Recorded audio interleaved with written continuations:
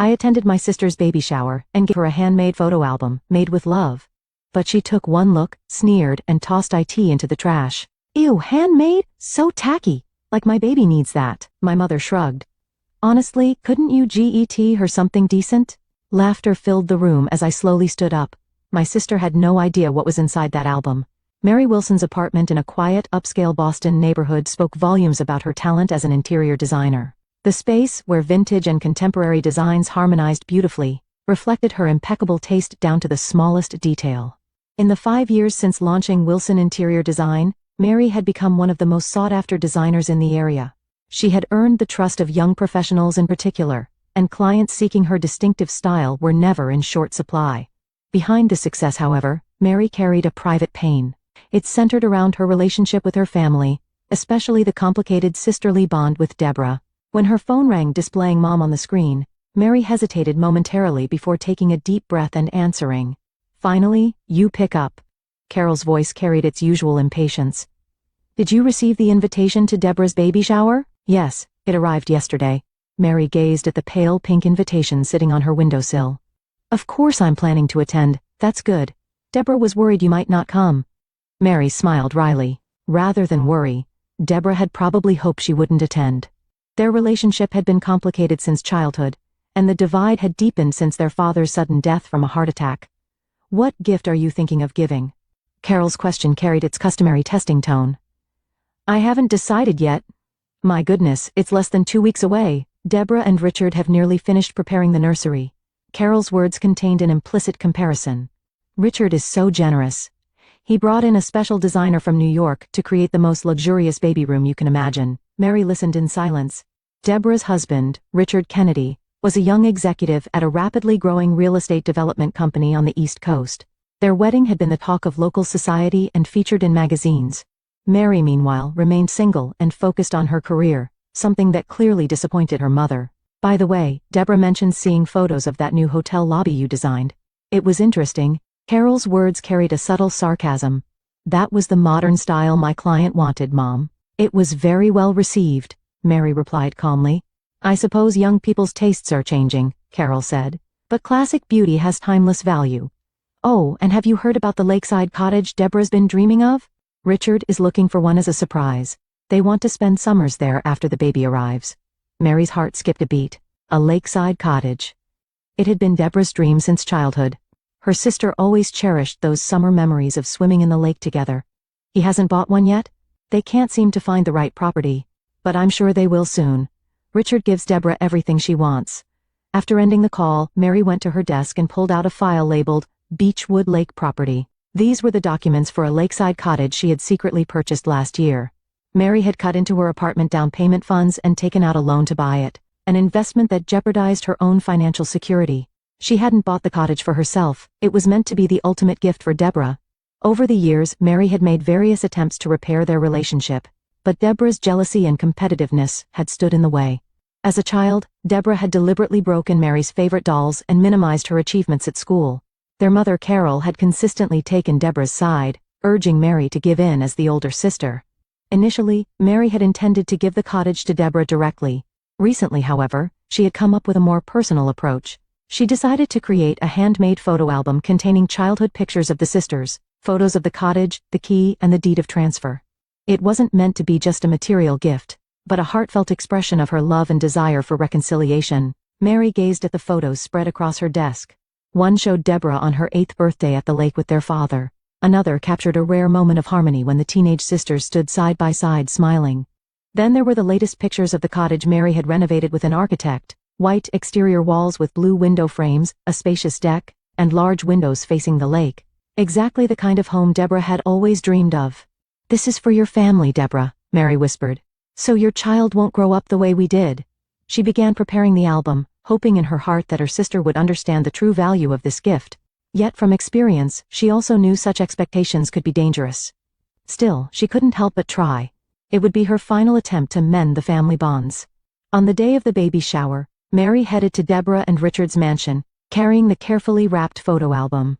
Inside the handmade album were photos of the sisters' memories, beautiful pictures of the lakeside cottage, and most importantly, the contract and key. As she drove, her heart was filled with both anticipation and anxiety. The Kennedy mansion in Brookline's upscale neighborhood was especially festive that day. A banner reading "Welcome Baby Kennedy" hung over the front entrance, with pink and gold balloons swaying in the breeze. Before ringing the doorbell, Mary checked her outfit. Her simple navy dress was the best she could afford, but it might seem inadequate for the world she was about to enter. When Carol opened the door, a subtle look of disappointment crossed her face. She looked her daughter up and down, clearly wanting to say something. "Couldn't you have dressed up a bit more? Today is Deborah's special day," she said. "Hello, Mom. This is the best I could do," Mary replied, maintaining her composure. Carol sighed as she invited her in. The interior of the mansion exceeded Mary's imagination. Crystal chandeliers, luxurious furniture, and decorations perfectly coordinated by a professional event planner. Everything looked Instagram perfect. About 20 guests had already gathered in the living room. Most wore designer clothes and sparkling jewelry. Mary felt acutely out of place. Her gift also appeared modest compared to the lavishly wrapped packages from high-end department stores piled nearby. "Oh, Mary," Deborah's voice called from across the room. 8 months pregnant, Deborah wore an elegant dress that belied her condition, complete with high heels. She approached Mary slowly. "So you finally came. Everyone, this is my sister Mary. She works as an interior designer." Deborah's voice carried a hint of disdain. "For a small local company." Mary tried to maintain her smile. "You look well, Deborah. You're truly beautiful, even while pregnant." "Thank you." Deborah proudly displayed herself. "Carrying Richard's baby is the most wonderful experience. He takes such good care of me." The conversation remained superficial, and Mary sat in a corner trying not to draw attention. Deborah's friends showed no interest in her. Occasionally they cast curious glances her way, but only to observe the contrast between her modest attire and Deborah.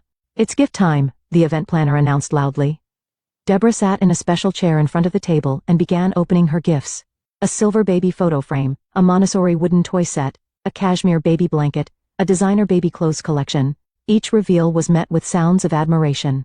When Mary's turn came, the room grew oddly quiet. She stood up shyly and handed Deborah the simply wrapped box. "This is from me," Mary said softly. Deborah tore open the wrapping and pulled out the handmade photo album. The cover read "Raw Memories and New Beginnings" in handwriting. Deborah held the album, frowning just at the cover. "Handmade?" Deborah laughed through her nose. "So tacky. The baby doesn't need something like this."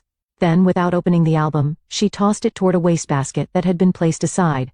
The album hit the edge of the bin and fell to the floor. After a moment of silence, several guests began to snicker. "Really, no sense of style." Carol shrugged. "Can't you even give a proper gift?" Mary felt her face growing hot. Humiliation, anger, and deep sadness washed over her simultaneously.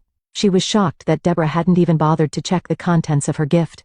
That album contained the key and deed to a cottage she had staked her financial future on. "If that's how you feel," Mary said quietly. She slowly stood up and picked up the album from the floor. For a moment she considered opening it to show Deborah the truth, but she decided that wouldn't be appropriate for this setting. "Congratulations, Deborah. I sincerely wish happiness for you and your baby." With those words, Mary quietly left the room. Behind her, the laughter and conversation resumed. Her absence would hardly be noticed. In the entrance hall, she passed one of the catering staff. The young woman gave her a sympathetic look. "Are you okay?" she asked in a low voice. Mary forced a smile. "Yes, I'm fine. Thank you." "That was a lovely album," she said sincerely.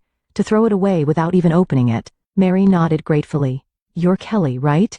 I designed your catering company's website before." "Yes, you remembered." Kelly responded happily. "You did wonderful work. Our business has been growing rapidly thanks to you." Mary showed her first genuine smile. "I'm glad to hear that. Keep up the good work." On her way home, Mary gripped the steering wheel tightly as she thought her gift hadn't reached Deborah. But perhaps that was for the best. Maybe this cottage should become a new beginning for Mary herself. Arriving home, Mary quietly placed the album on her table. The photos of the lakeside cottage beautifully reflected the light. "I haven't decided yet," she whispered softly, "whether I should tell Deborah the truth." A week later, Deborah was relaxing on her sofa at home. Richard was away on business, and she was enjoying some quiet time alone. Though her morning sickness had subsided and her energy returned, her growing belly made movement cumbersome. The doorbell rang, and Deborah checked the monitor curiously. A young woman she didn't recognize stood there holding a small box. "Yes. Who is it?" Deborah asked through the intercom. "Express delivery. I have a package from Ms. Mary Wilson." Deborah was surprised. A package from Mary? She hadn't contacted her sister since the baby shower. After that embarrassing incident, she had assumed Mary would be angry, so a gift from her was unexpected. "One moment, please." Deborah disabled the security system and walked to the entrance. Opening the door, she realized it was Kelly. "You're from that party." "Yes, Kelly Martin," she smiled politely. "My catering company had our website designed by Mary, and she specially asked me to deliver this to you." Deborah accepted the box with confusion. It wasn't very heavy, just slightly larger than the Handmade album from the baby shower. A message from Mary. Kelly handed her a small card. "Take care." After Kelly left, Deborah returned to the living room with the box. The card had only "It to Deborah, for the beginning of your new life" written in her sister's handwriting. Deborah opened the box with a twinge of guilt. Inside was that same photo album she had discarded at the shower. Deborah frowned. Was this Mary's way of making her feel bad? For a moment she considered throwing it away again, but something held her back. I might as well look at it. Reluctantly, Deborah opened the album. The first page read Mar Memories and featured childhood photos of the sisters. Deborah felt nostalgic as she turned the pages. Family photos when their father was still alive, pictures from writing lessons they took together, teenage birthday parties. The next page contained photos of Beechwood Lake they had visited as children. "This lake?" Deborah whispered. She remembered the happy summer memories from childhood. She recalled how she'd always said, "When I grow up, I want a house by the lake," and how often she'd mentioned it to Richard. Turning the page, she suddenly saw photos of a beautiful, unfamiliar lakeside cottage. White exterior walls with blue window frames, a spacious deck, and large windows facing the lake. It was exactly the kind of house she had dreamed of. The next page contained real estate purchase documents, and a key to the house. The contract clearly stated owner, Mary Wilson, but a handwritten note read, "To Deborah. The lake house you've always dreamed of. Congratulations on your new beginning." Deborah's hands began to tremble. Was this real? She checked the date on the contract. It was from last year. Mary had purchased this house a year ago, and she had tried to give it to her at the baby shower, in that album that Deborah had thrown away without even looking inside. The room seemed to spin. Deborah sank deep into the sofa, feeling her baby move. Tears welled up in her eyes. For years she had looked down on Mary, been jealous of her, and sometimes deliberately hurt her. And now, Mary had tried to fulfill her greatest dream. With shaking hands, Deborah picked up her phone and dialed her mother's number. "Mom, I did something terrible," she said through tears. "Deborah, what's wrong? Is the baby okay?" Carol's voice was filled with concern. "The baby's fine." "I was awful," Deborah stammered as she explained the album's contents and what had happened at the baby shower. On the other end of the line, Carol fell silent. "Mom?" Carol's voice was small. "I was awful too. We shouldn't have treated Mary that way." Mother and daughter shared a long silence over the phone. Both were reflecting on their attitudes toward Mary. "I need to call Mary," Deborah said urgently. "I need to apologize." She immediately dialed Mary's cell number, but the call went to voicemail. "Mary, it's me. I saw the album. Please call me back. Please." Deborah then called her sister's apartment, but there was no answer. Growing anxious, she contacted Richard.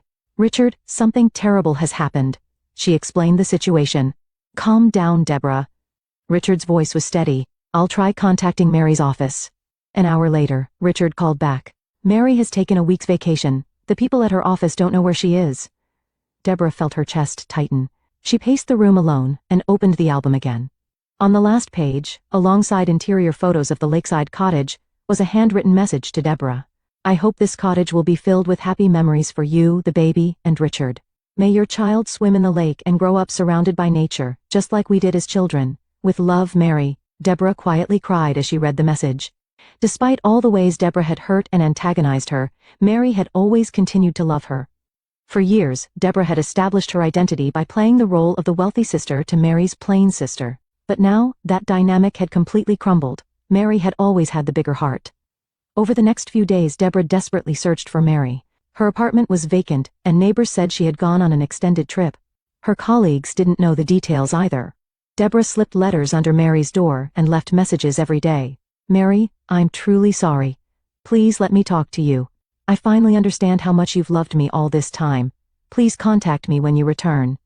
Some nights Deborah fell asleep clutching the album. Something was beginning to change within her. The jealousy and competitiveness she had harbored for years were transforming into deep regret and gratitude toward her sister. "Come back, Mary," Deborah whispered, gazing out the window. "Let me start over." Deborah's due date was drawing near. Her belly had grown large, making movement difficult, but she continued searching for Mary. Each time she visited Mary's apartment, she left a new letter. Sometimes she sat in front of the door for hours, hoping her sister might suddenly return. Any progress? Carol asked over the phone one day. Nothing, Deborah answered wearily. The people at her company won't say much, just that Mary is on leave for personal reasons. Poor thing must be deeply hurt. Carol's voice contained a guilt never heard before. We were truly awful. Carol was changing too. She had visited Mary's design company website and, for the first time, seriously looked at her daughter's work. There, Mary's tremendous talent and creativity were evident. Carol realized how one-sided her perspective had been. Mom, have you ever thought about how much we've hurt Mary over the years? Deborah gazed out the window. I've always tried to pull her down. Instead of celebrating her success, I was jealous and looked down on her. I'm just as guilty, Carol quietly admitted. Rather than recognizing her talent and efforts, I always compared her to you. Silence enveloped them both. But why would Mary still give such a wonderful gift? Deborah wondered. Perhaps that's what true love is, Carol said softly. Love without conditions. That weekend, Richard began contacting Mary's friends and colleagues to help Deborah. One day, he obtained important information from a client. There's a charity event Mary is scheduled to attend, Richard excitedly told Deborah. A gala dinner at the Boston Museum of Fine Arts next Saturday, supporting young artists. I have to go, Deborah said immediately. But your due date is only 2 weeks away, Richard said worriedly. I don't care, this might be my last chance. That night, Deborah called her mother.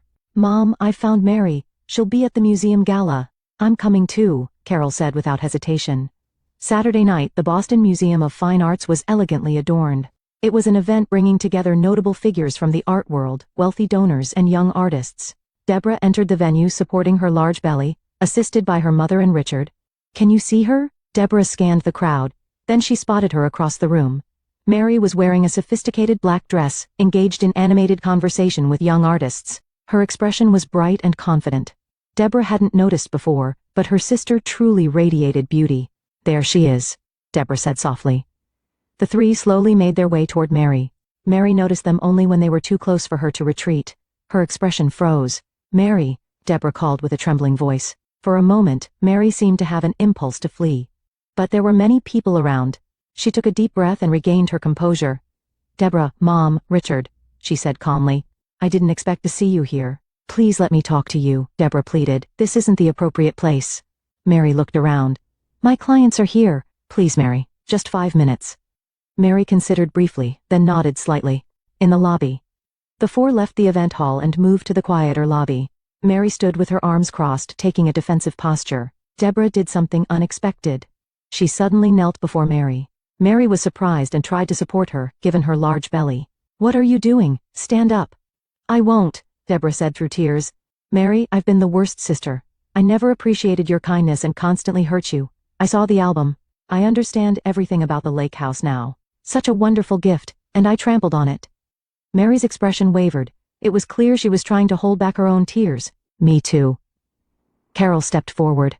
I was a terrible mother. I never properly valued your talent or efforts, always comparing you with Deborah. Now I see how special and talented you are. Mary stood speechless. Perhaps she had dreamed of this moment for years. But now that it was reality, she seemed unsure how to respond. Please give us another chance, Deborah begged. Let us start over as a family. After a long silence, Mary quietly said, I sold the cottage. The color drained from Deborah's face. You sold it? Yes, Mary said calmly.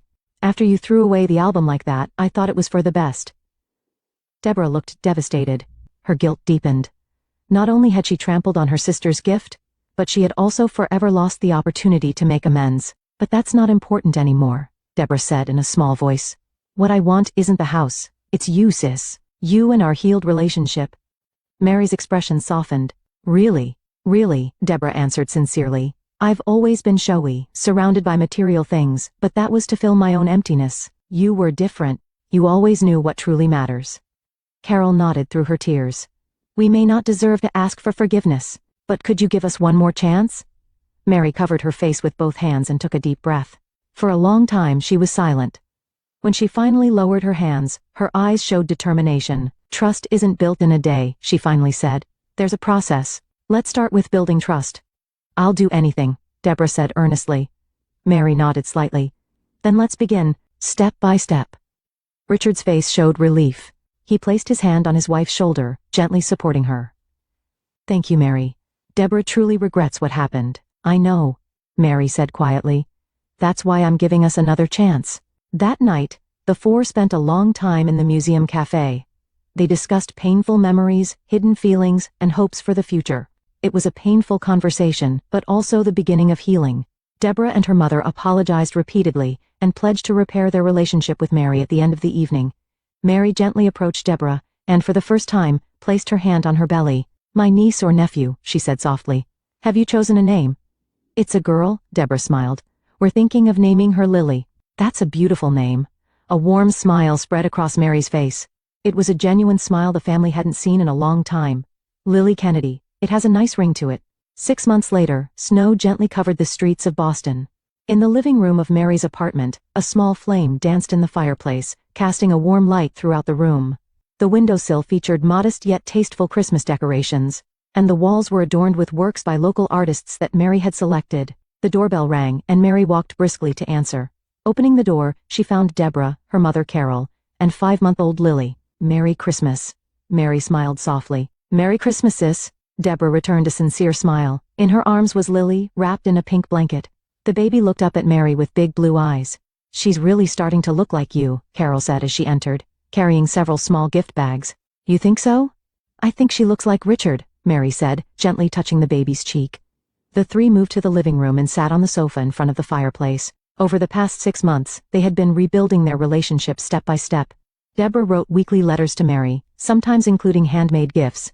Carol regularly hosted family lunches, cherishing time with both her daughters. Sis, do you think we can continue moving forward together? Deborah asked anxiously while holding Lily. I still can't forgive myself for what happened that day. The past is the past, Mary said warmly. We're creating new memories now. After dinner, Mary led them to the living room and pointed to a large box placed under the Christmas tree. Open it, she said quietly. Deborah nervously opened the box and took out a familiar photo album. It had been beautifully restored and new photos added. Turning to the last page, she found new pictures of the lakeside cottage, the familiar key, and a new deed of transfer. I never sold the cottage, Mary smiled gently. I just remodeled it to suit your taste. I even made a room for Lily. Deborah and her mother were speechless with surprise and emotion. This is? Carol finally managed to say. A place for your family, Mary continued. What I want is for Lily not to have the kind of relationship we had. I want her to know from the beginning that she has a family full of love. The three embraced, tears flowing. Lily reached out her tiny hand and tightly grasped Mary's finger. Tomorrow let's all go to the lake, Mary suggested. Lily's first visit to the cottage. The beginning of a new family tradition. Outside the window, snow continued to fall quietly. The pain and wounds of the past weren't completely healed, but a time of true healing and reconciliation had begun. In the warm light filling Mary's room, 3 generations of women were beginning to forge a new bond.